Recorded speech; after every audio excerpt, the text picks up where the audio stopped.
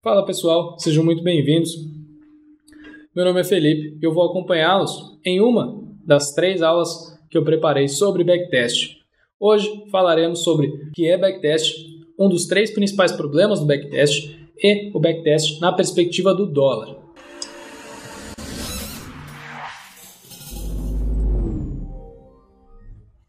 Começando com o que é backtest.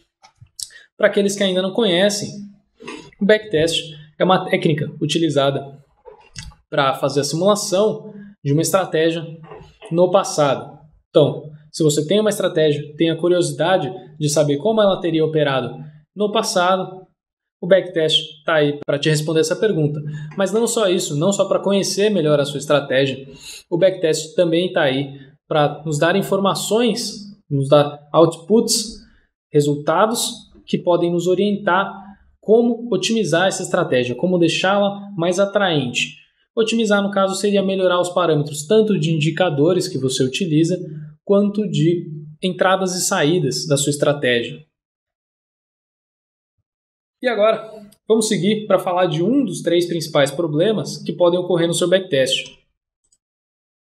Os 3 principais problemas são esses, e hoje a gente vai falar especificamente da superotimização.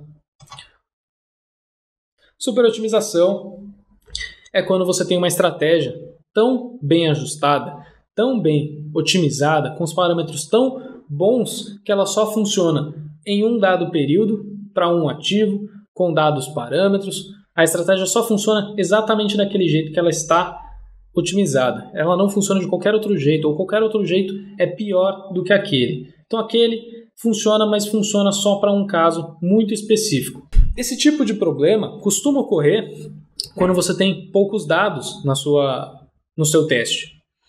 Mas não é uma exclusividade de poucos dados.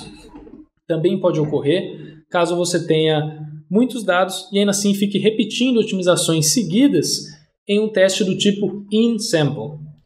Teste do tipo in-sample, que em inglês significa dentro da amostra, é um teste que utiliza todos os dados disponíveis para fazer o teste e a otimização. Com isso, querendo ou não, a sua estratégia vai pegando o jeito, vai pegando os melhores parâmetros para operar naquele período específico, naquele ativo. Então você acaba fazendo uma estratégia que funciona extremamente bem, mas só para aquele período, só para aquele ativo. Uma forma de solucionar ou de consertar esse problema é utilizar o teste do tipo out-sample, que em inglês significa fora da amostra. Você pega todos os seus dados e deixa uma parte deles para fora do teste.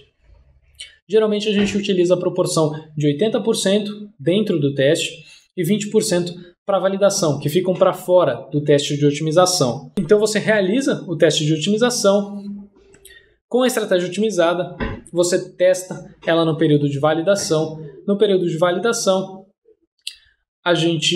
se a estratégia se demonstrar realmente efetiva naquele período, você segue e começa a utilizar essa estratégia. Caso contrário, você ou descarta a estratégia ou otimiza ela de uma forma diferente ou de numa nova perspectiva. Um passo a mais nesse sentido é utilizar o teste do tipo walk forward, que em inglês significa caminhar para frente. O teste desse tipo utiliza janelas de testes do tipo out-sample e vai caminhando para frente no seu período que você tem disponível de dados. Um exemplo para deixar isso mais claro, porque a ideia às vezes pode ser um pouco nebulosa. Imagine que você tem 1 ano de dados. Nesse 1 ano de dados, você separa cada mês como um período, como uma janela de tempo. Você junta 3 dessas janelas, as 3 primeiras, do mês 1, 2 e 3, e faz um teste do tipo out-sample com elas. Ou seja, dentro daquela janela, você utiliza o mês 1 e 2 para fazer o teste e a otimização, e o mês 3 para validação.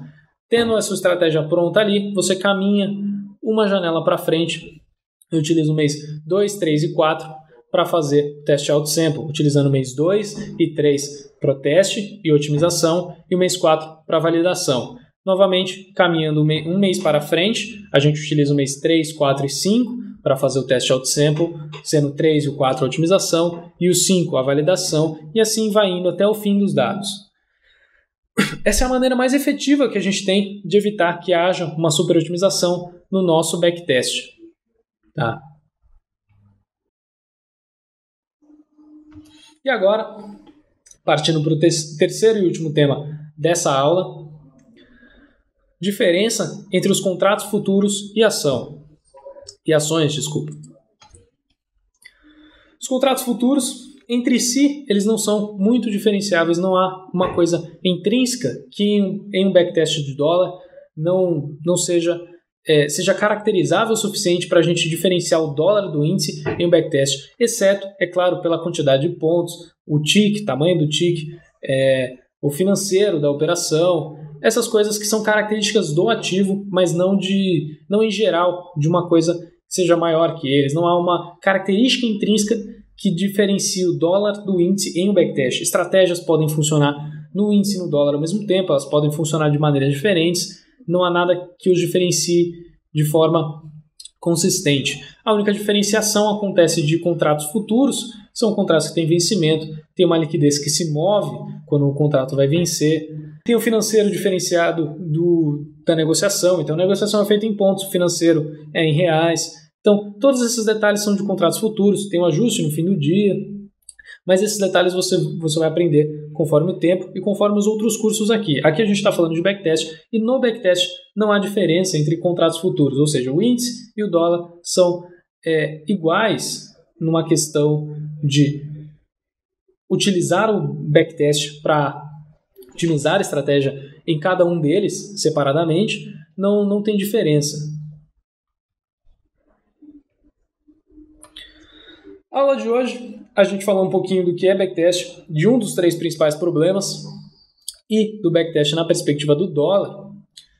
E essa é uma aula de 3 que vão estar disponíveis. As outras aulas a gente vai falar de um pouco mais de problemas, de ações, como elas se diferenciam dos contratos futuros e também o que esperar de um backtest, quais são as principais características que a gente está esperando de ver um resultado no backtest.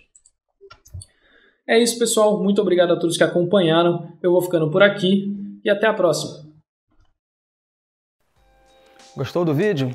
Espero que sim. Ainda temos muito mais. Se você estiver dentro do portal do Trader, em nossa plataforma educacional, basta seguir a sequência sugerida para assistir às próximas aulas. Se você estiver no YouTube, temos um link na descrição para você conhecer a nossa plataforma educacional, onde vai ter acesso a perguntas de fixação, material de apoio, relatório de desempenho e uma comunidade inteira para te ajudar, além dos especialistas do próprio portal. E tudo de graça. Não esqueça de dar um like e se inscrever no nosso canal. Esta aula é totalmente gratuita e a melhor forma de você contribuir com o nosso trabalho e ajudar outros traders é compartilhando este vídeo. Só uma coisa, para acompanhar a próxima aula é só clicar neste vídeo aqui.